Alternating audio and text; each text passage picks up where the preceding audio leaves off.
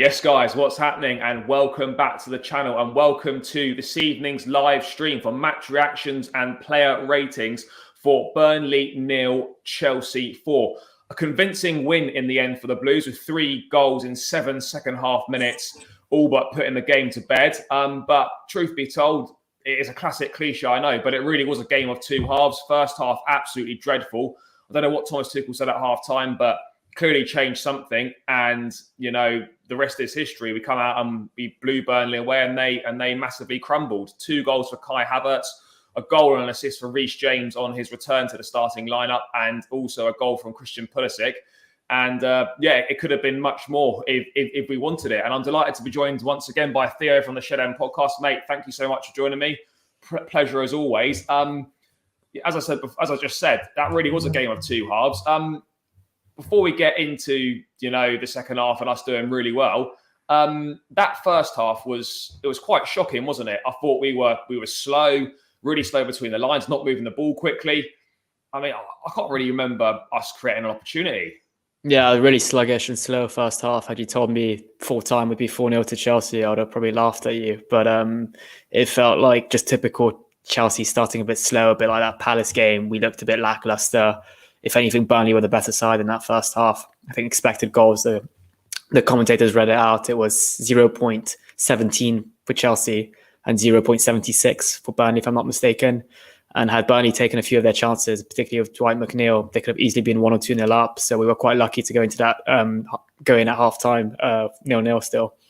Yeah, no, we certainly were. There definitely a few moments where we were exposed a little bit at the back, as you touched on there. Dwight McNeil, if he'd done better with his shot on one occasion, and then another occasion where he doesn't actually get the shot off. And there's also a third time, I believe, where obviously Trevor Chalobah's trying to be clever and shield and like let the ball run out for a goal kick, get slide tackled, and the ball across the box is better. It's virtually a tap in for the centre forward. But luckily, you know, there's a reason why Burnley are down on the bottom 3, because they don't score a lot of goals and they're not clinical. I mean, from a Chelsea perspective, starting lineup, I think obviously everyone was very surprised to see that Saul LWB was starting at left wing back. Subsequently transpired that Marcos Alonso out with COVID, so that probably explained why he missed the Luton game as well. Were you surprised to see Saul LWB get the nod over Kennedy there? I mean, I thought that Kennedy potentially could have been in with a shout, considering he's perhaps a more natural left wing back than Saul LWB is. Yeah, I was slightly surprised. Tuchel must have seen something in Saul LWB to make him play left wing back. I think he'd played there once before. Maybe it was that Zenit game and the last Champions League group stage game. And last season of Atletico Madrid, he had played that position. So it's not completely unnatural to him. I know that it's not his favoured position. He's made it clear, particularly the reason why he left Atletico Madrid to join Chelsea was to escape from that left wing back position that he was playing with Atletico Madrid and Simeone. But to be fair, he did fairly well, put in some good blocks, tackles, looked a lot better, I think, going up the pitch than he was defending. But definitely coming out of that Luton game, it felt right to start him, maybe, because he probably did have a bit of confidence, a bit of a boost, having scored that goal and having put in a very solid performance. So you do want to kind of start him in back-to-back games, but it was finding that position on that left-hand side to squeeze him in.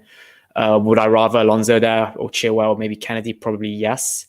But it is an option to have in Saul LWB at left wing back. Yeah, I think it's very much a needs must situation. Everyone's fit. He obviously clearly doesn't play there, but as we'll get into a little bit later on, I thought he did okay. But yeah, I mean, why do you feel that, you know, in this game particularly, definitely first half, why do you think we struggled so much? You know, as you touched on, it was really sluggish, and it's an age-old problem. You know, why we were moving the ball so slowly. You know, I couldn't really work out why the ball was moving so slowly. No, hardly any of the attacking 3 were involved in that first half whatsoever. And yeah, we really struggled. I mean, what do you put that down to? Because it was awful. I mean, it was very awful from us, but I think it's more how Burnley played. We expected them to sit back, you know, like Burnley do. That's what they do best. But they were very high pressing. They look quite dangerous. I think it's McNeil and maybe Connor Roberts. I can't remember his names, but they look quite dangerous. So credit to them in that first half. They did what they had to do. But in our kind of what we had to do was very, very poor. We couldn't really get that ball from midfield to the strikers and a transition like we usually do in that link-up play. I don't think having any other player on that pitch would have made a difference. Maybe a Kovacic who could maybe got the ball a bit quicker, but it was just poor from us. And whatever Tuchel said at halftime, it did the trick because we looked like a completely different team in that second half. No, well, yeah, we certainly did. I mean, other notable changes to the starting lineup: Rhys James back in for his first start. Obviously played 70 minutes in the cup final, played about half hour against Luton in the cup in the week as well. Got about 70 odd minutes today as well. He seems to be well integrated back into the side now. And with him playing, particularly second half, you can tell what we've missed. And do you feel that, I mean, I know this is kind of a bit of a hypothetical question, but it had Rhys James and Ben Chilwell both been fit, or if Rhys James had certainly stayed fit for the majority of the season, do you feel we'd be a lot closer to the title race than we currently are? I personally feel I know it's impossible to quantify, but there's no surprise that our form did take a massive dip when it coincided with both wing backs missing. Because for me, I know everyone goes on about Lukaku, etc., but the two wing backs I think are far more important for this side than the centre forward is. Yeah, I mean, it's a lot of ifs and buts, but they were arguably our two most important players in the kind of first 6 months of the season. And when they, like you said, when they got injured, our season almost derailed. And that December-January period was quite painful without them. But no, I think what we see most of them is they offer not just qualities in defence, but also qualities going forwards. Not having those two players, Lukaku could have suffered because they are creative players. They do put balls into the box. They do have great link-up play with whoever's playing number 9, Havertz, Lukaku, Werner. So I think it's a big miss. Like I said, it's a lot of ifs and buts, but I do definitely think we could have easily maybe got an extra 6 points potentially on a Man City or Liverpool. So we'd be closer to that top 2 or top 1 even. Yeah, no, as you say, it's impossible to quantify, but I think it's fairly certain that we would certainly be, a little bit closer in that title race, and it's always disappointing, and it's kind of a classic case of what if. But I mean, first half fairly uneventful, really absolutely nothing. I can't remember us creating a single chance, to be perfectly honest. A few let-offs at the other end. Obviously, if Burnley had been a little bit more clinical, Chalobah perhaps showing a little bit of inexperience by trying to, shield that ball out. And if there's a better ball across the box, then we're definitely in trouble there. We get to half time. Obviously, with that first half, as we just discussed, being terrible, were you expecting changes to be made? I mean, I personally was feeling that maybe Kovacic might come on at half time, or we might even look to bring Lukaku on, because that front three really struggled. Yeah, I did maybe expect a couple of changes, maybe a Loftus-Cheek or a Kovacic, like you mentioned, a player who can drive that ball up the pitch and not just do what they have to do in midfield, but also contribute to attacking plays, which sometimes we don't see as much with a Jorginho or Kante. But credit to Tuchel, he stuck with that same 11 and must have made some tweaks tactically with those same players, because 3 goals in 7 minutes as soon as we came out in the second half. I think whatever he said, whatever he put in there, Lucasades, it did the trick. Well, yeah, no, it certainly did. There were no changes at the break, but everything just looked like it went up a gear. Obviously, I mean, we don't know, but there must have been a bit of a rocket at half time. Must have kind of laid into them quite heavily because, as we discussed, not acceptable, that first half performance. And it's been all too familiar for Chelsea, really, in recent months in the Premier League, where performances haven't been great. But 2 or 3 minutes into that second half, and we're 1-0 up, and Rhys James showing us exactly what we've been missing when he's been out injured. Gets the ball out wide, takes a couple players on it, and it's a great finish. And I think people underestimate how good Rhys James actually is at finishing, and it's a great goal. I mean, what did you make of that individual bit of skill? And it's something, as much as we love Azpilicueta and he's an absolute legend, you're just not going to see him do that. I mean, credit to Azpi, did score that brilliant goal against Plymouth. He does have it in his locker, but I think Rhys James, what he's got is just that almost bullet shot that just drives into that low shot that goes into that corner. We saw it against Juventus, I think, from a similar angle almost, and that finish against Burnley today. And Pope had pretty much the whole goal covered except for that one angle, which Rhys James seemed to find. And he just seems so confident as well. Really, really confident when he's on the ball. He knows what he's doing. His decision-making is brilliant. His control is brilliant. His fast touch is brilliant. It's just, like you said, it's almost, when you play today, it's almost what we were missing during that period between December and March now. So it's brilliant to have him back in the team. Yeah, I just brought it up on the screen here now. Considering the guy's missed about 8 weeks at least of the season, the fact that he's got more goals than any other defender in the Premier League with the amount of the season he's missed as well is, I mean, it's quite something, isn't it? I mean, we really have got a phenomenal player on our hands. And how impressed have you been with his improvement, even on last season? Because he was good at the back end of last season, fantastic in the Champions League final, but he's gone on levels again. I mean, what do you reckon the ceiling could be for him? He's obviously he could be at Chelsea for the next 10, 15 years if he wanted to be. He could go on to become one of the best players in the country, potentially one of the best players in the world. Oh, definitely. In his position, I think there aren't many that are better than him right now. Obviously, there was less talk around him during that period he was injured, but there's a lot of comparisons to him and Trent Alexander-Arnold. But in world football right now, I'm trying to think of a right wing back, maybe or right back other than Hakimi, who's a better player than Rhys James. And I'm struggling. Carvajal's not the same player that he was 2-3 years ago. Yeah. But like you said, he's got such a high ceiling given his age, given his versatility, given that he's only played a limited amount of football, only 3 seasons at the top level. He's only gotten a couple caps now for England. So like you said, he's got such a high ceiling. And as Chelsea fans, it's so exciting that we get to see, witness this progress across the years. And I think it'll be a battle between maybe him and Mount for the captain's armband in 4 or 5 years' time. And one of the best things is it didn't cost us a single penny either. I mean, if you're trying to get someone as good as him in today's market, you're going to have to stump it up at least 80 odd million. So once again, the fruits of the academy and Roman's investment in Cobham is proving invaluable. So Rhys James was fantastic, great bit of skill for that goal as well. And you're thinking now, we've seen this before, we go 1-0 up and we never tend to kill games off. You're always kind of worried that we might let the opposition back in or it'll stay 1-0 for a long time and we concede 5-10 minutes before the end, like we did when we absolutely dominated Burnley against them in Stamford Bridge, but they ended up nicking a point, which was thoroughly undeserved on the day. When we went 1-0 up, mate, what are your thoughts? Are you worried that, we might struggle to kill this game off, or what are you thinking? I was obviously happy to get the goal early in the second half, but if it was anything that we've witnessed, from the other matches this season, we kind of knew it's going to be a nervy, remaining 30 minutes or 35 minutes, given how our performances are planned out this season. We'd probably invite them back into the game. All they needed is probably one chance on the counter-attack to make it 1-1. That's why I think I tweeted at that exact moment we went 1-0 up. We need to kill this game now. We need to stop being what we've been doing this season, score a couple, make it 3-0 before the 80th minute. And luckily we did that. So it's almost anything other than what we've seen with Chelsea this season, which is a blessing for us in a way. Yeah, no, it is. The amount of times we've seen it this season, multiple times, particularly in that period in and around Christmas where we were just drawing games all over the place and just chucking leads away. It was great to see that we could actually hammer this home and end up getting 3 goals in 7 minutes, which is quite something. It's very, very un-Chelsea-like. I can't remember the last time we actually scored more than 2. Obviously, I know we did against Luton, but I mean in the Premier League, last time we scored more than 2 in the Premier League, it must be a good while.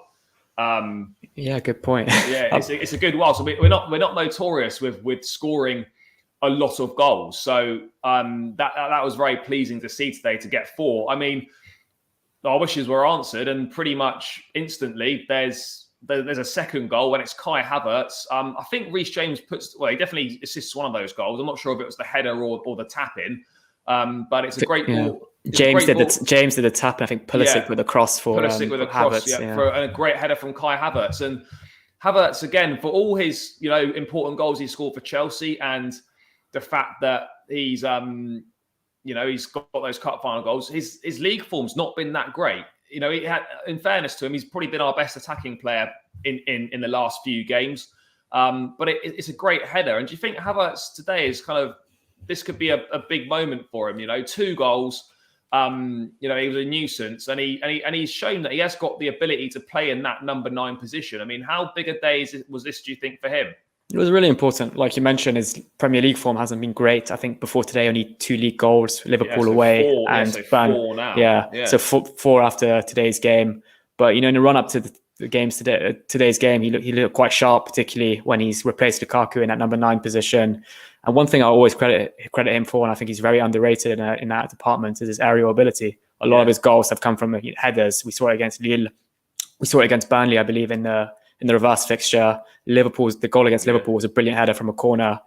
So that's something he's definitely got in his locker. And if we can kind of improve our set pieces, and once we add Ziyech back to this team when he comes back from his injury and he's fully fit, it's definitely an option for us to have, Hakim Ziyech on corners, Hakim Ziyech on corners and Kai Havertz scoring the headers. But no, it's his overall performance was good today. I kind of wanted him maybe to get a bit more, maybe a bit of fatigue and tiredness after he scored that second one. But 2 goals it's important. I think he hasn't scored 2 since maybe that Fulham game or Crystal Palace game.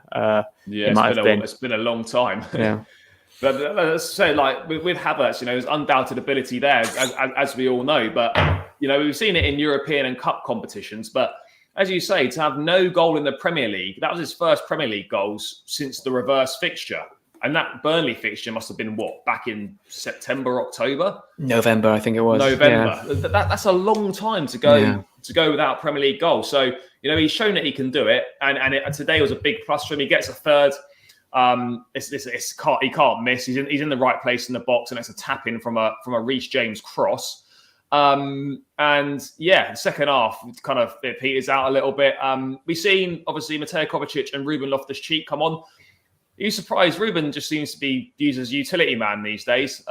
Passed around, right wing back today. What did you make of him coming on and playing there? I didn't really notice he was playing right wing back, if I'm honest. But yeah, it's a bit strange. Like you mentioned, he's almost seen as a utility player under Tuchel. After his man of the match performance against Luton, I actually predicted him to start today. I thought it would have been sensible for him to start. He was full of confidence. He is a player that could play against a Burnley side, because we know they've got very tall players in Weghorst and Ben Mee had he started. But he came off the bench, like you said, in another unnatural position to him. But he is versatile. He is a great player. He does seem to fit that Tuchel system. I think Tuchel's compared him to Ballack on numerous occasions. I do want to see more of him, though. I do want to see him get a more, because I do think on his day he's better than Jorginho at times. He offers more than Jorginho. So when I saw Kovacic and Loftus-Cheek come off the bench, I thought, okay, we can add more goals now. These are 2 players that can contribute to attacking players. But no, I think he's a brilliant player to have. I do want him to stay beyond the summer, but I feel he may look to go elsewhere should he, get lack of chances or just be in and out of the team like he is at the moment. It's certainly going to be very congested for Ruben in that midfield position in the summer. Chelsea linked with Declan Rice, Tchouameni. We've got Conor Gallagher to come back as well. We've already got the existing players there. It's going to be very oversubscribed in that midfield, and I think that's probably an area in the summer that there's going to be departures for sure. And he could be one of those that would potentially be moved on. But yeah, again, showing his versatility, and he didn't have an awful lot to do, to be fair. So sticking him out at right wing back wasn't a complete disaster. We get the 4th goal through Christian Pulisic, another player who I've been critical of. I think a lot of Chelsea fans have been critical of for not doing enough. First half, I thought he was poor, dropping deep far too often to try and get the ball. But second half, he definitely picked up. I think it helped him when it looked like Mount dropped a little bit deeper, and it was almost like Pulisic and Havertz were a 2 up top. And he gets the assist, and he gets his goal as well. I mean, he was in the right place, and he finishes. You can't really miss, but some very poor defending from I can't remember who it was now, but some awful defending. Tarkowski maybe was it? Tarkowski possibly, yeah. and it's just a tap in for Pulisic. I mean, that defending, and you can see why Burnley are down there, can't you, mate? In terms of you just can't defend like that. Yeah, I mean, you say that, but 1-0 against Tottenham, 1-1 against United. They are a team that know how to defend against the bigger sides, and we saw at Stamford Bridge how resilient they were. We could, despite the numerous chances we had. I know Nick Pope was in inspired form that day, but they know how to defend Leeds. And I think they've only conceded as quite a respectable amount of goals this season. I think it's only their goal difference is only -10. When you compare that to the likes of Norwich, Newcastle, it's fairly decent. But today they were awful. Defensively, they were awful, especially in that second half. I don't know what Tarkowski was doing for that Pulisic goal. Just simple crosses into the box. They just struggled to defend them. So, I will count ourselves fortunate because it helps us in a way get that lead. But yeah, if they carry on defending like that between now and the end of the season, it's looking likely that they could go down. Yeah, no, 100%. It was a complete crumble from having actually done okay in that first half. They just literally fell apart second half. And if we wanted to get more goals, I feel that we could have done. But it ends up being a resounding 4-0 win. How pleasing is it to actually have a convincing win for once and a decent performance, or certainly second half to go with it? Because so many times we've come on here and we've just scraped in recent weeks we've been scraping results. And this week, we kind of fully deserved it. Do you think this could potentially be a turning point for the rest of the season now, particularly in the league, or very much circumstantial given how poor Burnley were? But having said that, in our next 8 games, I think we only play one side that are in the top 8. So we've got a chance to go on a run. Yeah, it's definitely so pleasing to watch. It's just been so long where I could just sit down and relax watching Chelsea. I feel like you have to go back to maybe that October, November period where we were having these comfortable wins, winning 3 or 4-0. Or even at 7-0 against Norwich. But I want to say touch wood that we're able to take this form into the next couple of games. And like you mentioned, our league fixtures coming up are fairly easy, I want to say. I think it's Norwich, Newcastle, Brentford, Southampton, Leeds, if I'm not mistaken. And that's, fixtures on paper that we should be winning. If you want to finish in the top 4, those are games that we need to be winning. So definitely I want to expect more kind of convincing wins and less of those narrow 1-0 wins or allowing teams back into the game. Yeah, no, 100%. And I think that's been our downfall, just not being clinical in front of goal, not killing teams off and letting them back in when we should never be doing that at all. But yeah, it's nice today to kind of sit back and after like 55 minutes, right, well, this is actually game done. And we don't have to stress, unlike in most of the previous month's game where it's just nervous shouting at the TV, like heading into the final few minutes. You can just kind of relax, heart rate's nice and normal, and you can enjoy the 3 points. Yeah, mate, let's get into these player ratings then. I'll bring it up on the screen now. Let's get it on. Here we go. Starting with Edouard Mendy in goal. I mean, for the colours, I've tried to do the third kit the best I can with the colours that were available on this website, and I've had to go kind of a black and an orange, which is not entirely it, but it's close enough. It looks a bit black and orangey from the TV. TV to be fair, it does. No, I'm quite happy with that. It's not bad. I've made an effort to change it anyway to represent what we played in, so the people should be happy with that. Edouard Mendy in goal. I've got to be honest, mate. It's quite hard to decipher what rating to give him because I don't really think he did anything. Maybe a save in the first half from what's his name now, McNeil. But other than that, not very little to do. Dodgy punch though at one point. I'm not sure I remember that. It wasn't a very convincing punch, and I think it fell in the path of McNeil. And I think that's when he skied it, when he should be putting that on target. And if I'm going to be honest, had that gone in, it would have been a Mendy howler probably. It would have been a blunder. So I think it was a pretty average performance from him. But like you mentioned, not much to do. So I think it's about 5.5, given that, or a 6 maybe. Given that he kept a clean sheet. I was going to go with the 6, but yeah, very, very little to do. And I suppose it's quite nice in goal when there's very little to do, but I suppose also rather boring. But we defended pretty well, and he's not going to have much to do in these games. Burnley aren't exactly an attacking force, so you can't expect too many saves to have to be made by Mendy. So yeah, fairly straightforward afternoon for him. So, yeah, 6 out of 10 I think is pretty fair. Moving on to Trevor Chalobah then. We keep a clean sheet, so that's got to be that's a positive from the defensive unit as a whole. I thought Chalobah was pretty good, to be fair, on the whole. There was that moment where he almost cost us a goal where he tries to shield the ball out, gets tackled, and the ball's played across the goal, and it just doesn't quite reach the forward. And that would have been a certain goal, and he probably would have been at fault for that, certainly. But other than that, I thought he was pretty defensively solid. And I think he's probably ahead of Christensen now in the pecking order, with Christensen all but having agreed to join Barcelona. Chalobah, for you, what do you reckon? I'm looking at maybe a 7, a 7.5. I thought he was pretty good. I do love Chalobah. I think he's brilliant. He's a young talent, but he just needs time sometimes to grow into these games. Like we saw in the League Cup final today as well. I think it was a bit of a shaky first half. I don't know which Burnley player it was, but he just kept giving him way too much space. He needs to close down that space and put more pressure on the player on the ball. And a bit of that shaky moment when he tried to shield the ball, and then the player managed to get it back and put a cross into the box. But like I said, he grew into the game. And it's definitely, when you look at Rudiger and Silva for the big games, you've got either Chalobah or Christensen now as options alongside them, and given Christensen's pretty much signed that pre-deal for Barcelona, you're probably looking at Chalobah.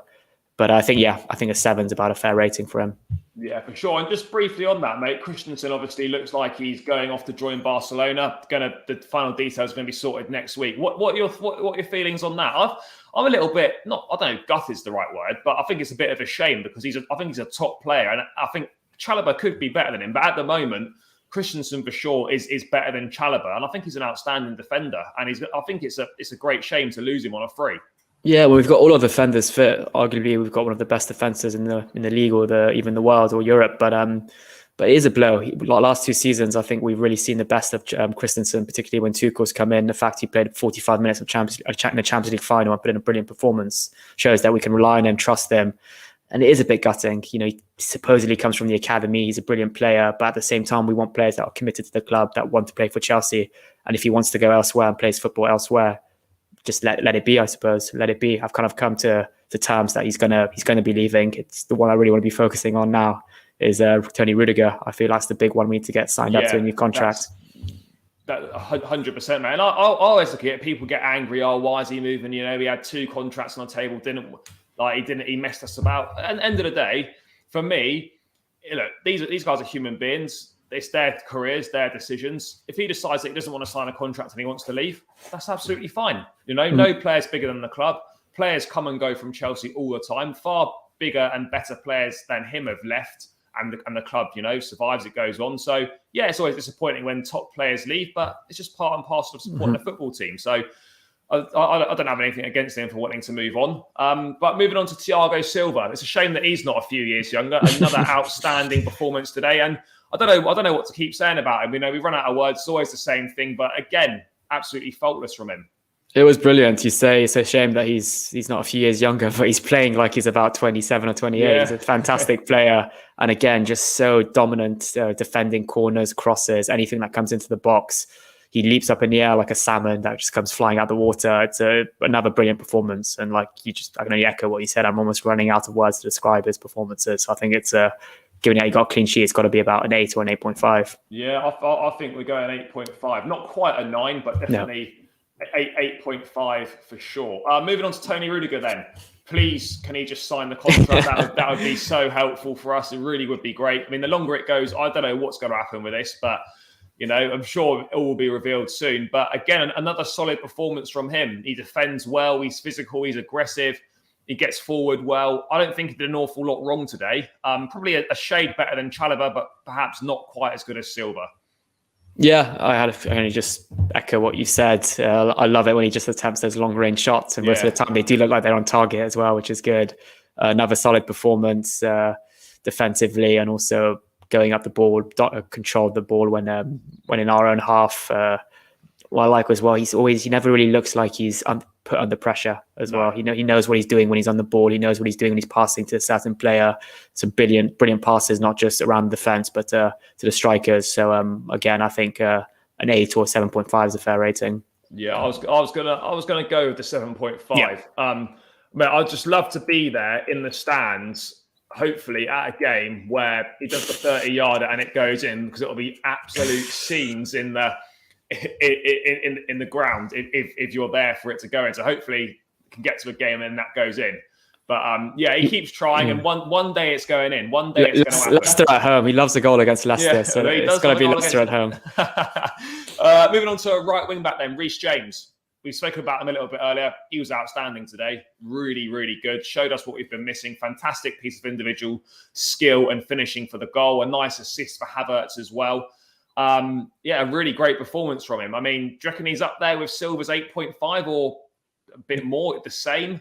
He didn't play the whole game, but he was very crucial. Yeah, I'd say 8.5. And we forget that he was injured for 8 weeks, and he's come back and he's only played a bit of the game against Luton. He came on, played a bit of more than he should have, maybe in the League Cup final. But he's slowly rebuilding his match fitness, and the fact he put in a performance like that when he's in the process of building up that match fitness is remarkable. And it just shows what we've missed during the last 2-3 months. So great performance from Rhys James, and like I said, he's in definitely the top 3 right wing backs in the world right now. Oh yeah, 100%, mate, 100%. It's just such a shame he's been injured for so long, because we could have really done with him. And all the what if scenarios start to spring to mind if he'd been able to keep him fit for the whole period as well. Having both of them fit would have been ideal. Having them both out has not been good at all. But if he'd been able to keep Rhys James fully fit, I think we would have picked up a few more points. But it wasn't to be. That's the way it goes. He's back in the side now, and hopefully he can play a big part in us finishing third in the table, potentially winning the FA Cup, and maybe doing something special in the Champions League again. But it's a massive plus to have him back, and he was outstanding today. Saul LWB, left wing back. a surprise for everyone. It must be said. I thought he was all right. Nothing special. And I think when he got the ball in the attacking third, I think his lack of quality, sort of offensively, was exposed there. The balls into the box weren't that great. He didn't get forward too often.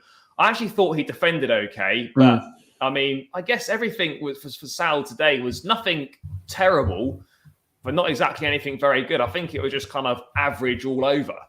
Yeah, like I said, it's definitely an option to have him play at left wing back, but I think in the pecking order, he'd be behind probably Chilwell, Alonso, and maybe even Kennedy. We haven't seen enough of Kennedy yet, but there was a moment he put in a good ball in the box in the first half that fizzed past Havertz, reached Rhys James, and then Rhys James going to put it on target. Yeah.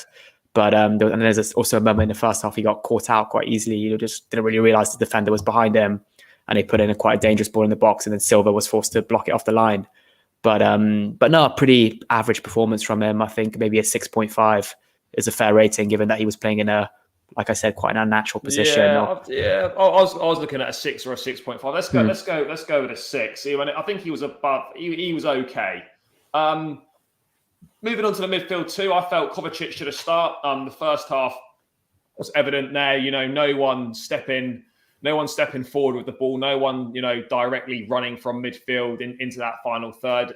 No one that could really pick out, a cut through ball or anything like that. And we did miss that. I mean, Kante today was all right. There are a few moments in the final third. I know that's not his game, but, his final pass was a bit off. I thought he was all right. It certainly wasn't one of his better games, but it looks like at the moment that if Kante's fit, he's always going to play. But today, not awful, but not really what we come to expect from Kante.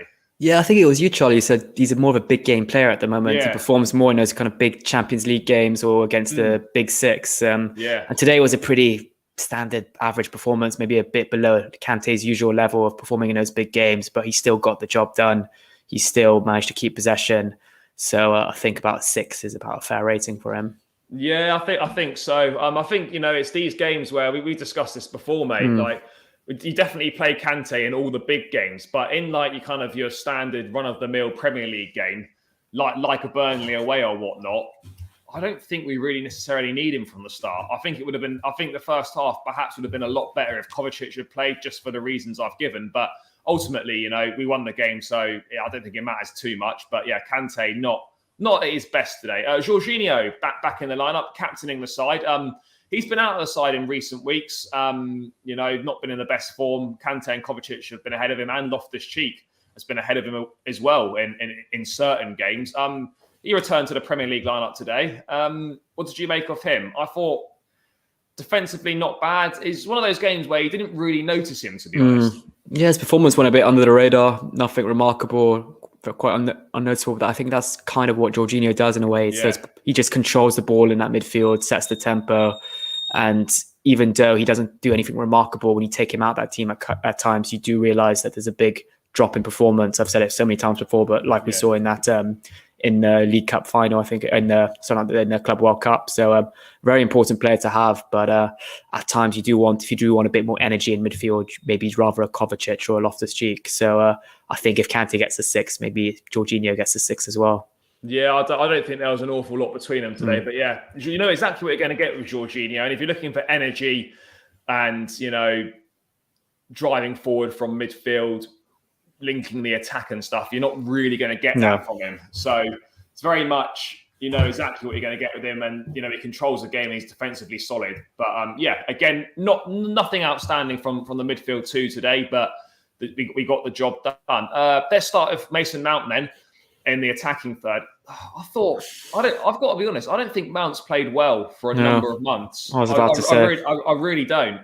I'm not saying he's been awful, but he's definitely not been at his best like we've seen in the earlier months of the season. I thought today, again, he was very ineffective. I'm not quite sure what's going on. He was injured in the Club World Cup final, but he seems to be back now. He played against Luton, where I don't think he did a lot. Cup final, he had 2 big misses. And I just think today, he wasn't awful. He just didn't do anything. No, he needs a haircut. That's why. Honestly, ever since he's grown his hair, his form seems to seems to have taken a bit of a nosedive. But, I mean, what do you reckon's going on with Mount at the moment? I was going to say, because December, he was saving us in games, scoring against Leeds, scoring against Everton, West Ham, Watford.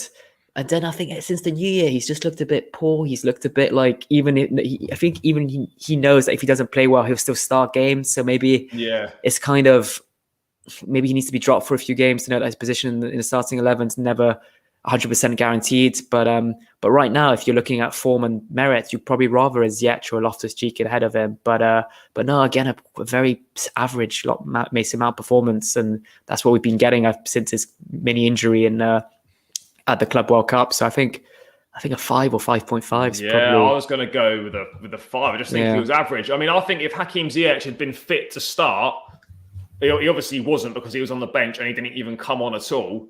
Then I don't think Mason Mount even starts this game. He's obviously ahead of Werner in the pecking order, but I think Ziyech would have arguably played if he'd been fit to start. I don't think Mount would have been a starter in this game. But yeah, it's not a concern, but it's noticeable that his form has dipped quite a lot from the high standards that we expect from him. So yeah, just an average game from him today. Moving to the other side then, Christian Pulisic, a goal and an assist, I believe. Second half, he was much better. First half, as I touched on earlier in the show, he just wasn't involved in the game, constantly dropping deep to get the ball. It just didn't seem to be working. But for whatever happened at half time, I think it looked like that Pulisic was pushed more up alongside Havertz, and it was more of a 2 with Mount kind of in behind. And that seemed to help him out a lot. A great ball into the box for Havertz's header. And then obviously he's in the right place to capitalise on that defensive mistake and finish for the 4th goal. He's one of those frustrating players, isn't he? You know there's ability there, like with a lot of these attacking players. We just don't see it on a consistent basis. But Pulisic, cup final, when he came on against Luton, this last week with these 3 games, he's shown what he can do, and he has delivered in the majority of those games, as well as the Lille game as well. Yeah, I'm a big fan of Pulisic. I always say on his day, when he plays his best football, he's probably one of our best players. I always say that, but it's just that consistency again. When he just doesn't stay, he's not consistent. But today he showed glimpses of what he's capable of when he's at his best, taking on players really well. The pass for the Havertz header was brilliant, something that probably Lukaku's missed at times when he has played. So I think it was quite a solid performance from Pulisic, forgetting maybe that first half, but maybe more focusing on that second half. So I want to give him maybe a 7, or I think that's a fair rating. Yeah, I think a 7 is certainly a fair rating. And then rounding out the player ratings with Kai Havertz. And I've seen an interesting thing before we came on, mate, that no player has scored more goals for Chelsea since Thomas Tuchel took charge than Kai Havertz. So really? Obviously they're not all in the league, but since Tuchel's been there, Kai Havertz has scored the most goals out of any Chelsea player, which is quite a remarkable stat when you think about how many goals he's actually scored in the league. Before today, it was 2. Now it's 4. But a really good game from Kai today. He looks a bit more aggressive. He's up for the fight. He likes a bit of a scrap. He's good in the air, as you touched on. And he kind of showed almost a complete number 9 performance. And the fact that no one's really talking about Romelu Lukaku, and he didn't even come off the bench at all today. Do you think, 2 questions. What do you think of Havertz today? And do you think that this number 9 position is his for the rest of the season, essentially? I thought it was brilliant today, like you said. Yeah. He could have had the perfect hat trick at Turf Moor today. Header, could have had it. I think was it a right footer he scored, and he could have maybe had a left footer if he scored a third. But no, it was a good performance. It's what you want from your number 9, to be in the right place at the right time, which more often this season we haven't had. And he's looking more confident. He's shielding the ball a lot better than he used to. Maybe he's just getting used to English football compared to that period. October, November last year when he was struggling with COVID, probably adapting to English lifestyle. But in terms of our number 9 for the rest of the season, I think it's still, like we see with Tuchel, it's never a fixed starting 11. So it could still be rotating between him and Lukaku, depending on the opposition, depending on the competition. But if I was to play, for instance, I'm trying to think of Bayern Munich, for instance, in the quarterfinals of the Champions League, if you want to have that fluidity up top, I think it's Havertz. It's got to be Havertz. So rating wise, I think 2 goals. It's hard not to give him maybe an 8 or 8.5. I mean, the fact that Silva and James got 8.5, so I think Havertz maybe could be pushing a 9 for the fact that he did score twice and the all-round performance was outstanding. The header was very well taken as well. It was a very good header. Just briefly on Lukaku, do you think this is a big blow to him today to be unused from the bench. You know, you're 4-0 up against Burnley. You're a £100 million striker. You're thinking this could be a good opportunity to come on and get a goal. And he wasn't used, and he wasn't called upon at all. I mean, I know that could be like kind of nitpicking a little bit. But yeah, do you think that's a big blow for him not to feature in this game at all? I do know he's got quite a big ego, so it would have maybe had a bit of an impact on his ego. Yeah. But in terms of maybe Tuchel, he probably wanted Havertz to stay on the pitch, seeing he'd got 2 goals. He was full of confidence. Maybe he wanted him to get his hat-trick today. But at the same time, I know Tuchel's probably very good when it comes to man-managing players. So he probably explained to Lukaku, if you don't play any minutes today, there's another game on Thursday against Norwich. You'll probably get minutes there. You'll probably start that game or at least come off the bench. Don't worry. So I'm sure he had that conversation with Lukaku at half-time or at full time, but no, I think Havertz played a brilliant game of football. So hopefully Lukaku understands that his position in the starting 11 is never 100% guaranteed, like I touched on earlier. Yeah, no, I 100% agree, mate. And yeah, that kind of rounds out the player ratings. A resounding 4-0 win for Chelsea. It's been a long time since we can say we had a convincing win, but it's great to be back. 4 goals, clean sheet, 2 for Havertz, goal and assist for Rhys James. Things looking a lot more positive now. And obviously we got Norwich away on Thursday night. It's going to be another tough game, another team fighting for their lives. I know they lost to Brentford 3-1 today. But still, you know, these places are tricky to go to. So we're going to have to be up at it again. But, you know, a few days off now for the guys to regroup. Hopefully a few of those injured players can get themselves fit and we've got a full complement to choose from. But yeah, that seems like a good point to round out. Theo, thanks so much for your time as always, mate. Always a pleasure. Guys, make sure you check out Theo's YouTube channel, podcast, etc. It's in the banner across the bottom of the screen and it's linked in the description below. So go and check that out and click that subscribe button and help him out. From myself, thank you so much for tuning in live. Thanks for getting involved in the chat as well. And make sure you smash a like on this video and please do subscribe to the channel. We're inching ever closer to that 400 mark now. So if you could help out, that'd be fantastic. So if you're watching this live and you're not subscribed, you're watching it back and you're not subscribed, please click that subscribe button. All the support is greatly appreciated. But yeah, a great win for Chelsea. Hopefully you guys can all enjoy the rest of your weekends and we go to Norwich on Thursday and I'll catch you again in a couple of days time with some more Chelsea news. So until then, up the Chelsea and take care, guys.